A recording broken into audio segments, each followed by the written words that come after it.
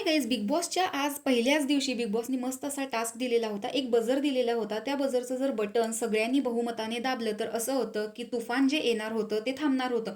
तुफान म्हणजे की जे काही ग्रोसरी असेल, बाथरूम एरिया असेल, किचन एरिया असेल, हे त्या गोष्टी वापरू शकत होते. पण सगळ्यांनीच बहुमताने निर्णय घेतला की आम्ही बजर दाबणार नाही, जे व्हायचंय ते होऊ दे. याच्यामध्ये अपवाद फक्त अनुश्री माने होती, त्यामुळे ती फक्त या बहुमतमध्ये सामील नव्हती. नाहीतर सगळ्यांनी बहुमताने बझर दाबलाच नाही आणि तिने सुद्धा सगळ्यांचं बहुमत आहे म्हणल्यावर ती शांत बसली.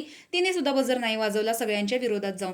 त्यामुळे बिग बॉस खूप चिडलेले होते की आता तुमच्यासाठी हे घर पूर्णपणे बंद होणार आहे, कारण तुम्हाला नेमका टास्कच कळला नाही की 4 मिनिटामध्ये हा बझर वाजवायचा होता.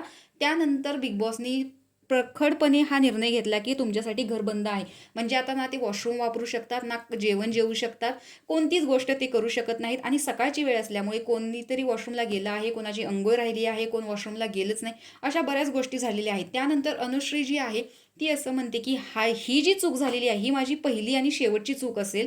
यानंतर मी कोणाचंही ऐकणार नाही, मला जे वाटेल तेच करणार. त्यानंतर विशाल सुद्धा तिच्यावरती खूप चिडतो. सागर कारंडे सुद्धा असं म्हणतो की हे तुला हे कळलं नाही की तू सुद्धा नंतर शांत बसलेली होतीस. असं बरंचसं अनुश्रीच्या फेवरमध्ये सगळेजण विरोधात बोलत असतात आणि बाकीचे सगळेजण बहुमत असतात की ठीक आहे, आपण हे एक्सेप्ट करूया की आता दाबला नाही तर आता काही गोष्टी आपल्या हातात नसणार आहेत, बिग बॉसची ही शिक्षा आपण मान्य करूया.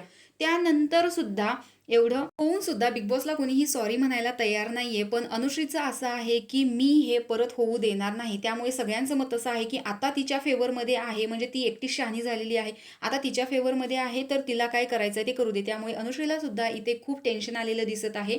तर इकडे जमादार जी आहे, रुचिता जमादार, तिला वॉशरूमला जायचं होतं, कुणाला पाणी प्यायचं होतं, अशी बरीचशी कारणं होती. पण बिग बॉसनी नंतर सर्वांना फ्रूट्स दिलेले आहेत. प्रत्येकासाठी वेगळं आहे, म्हणजे ज्यांनी मेहनतीचे दार निवडले त्याच्यासाठी आणि शॉर्टकट यांच्यासाठी वेगळं आहे.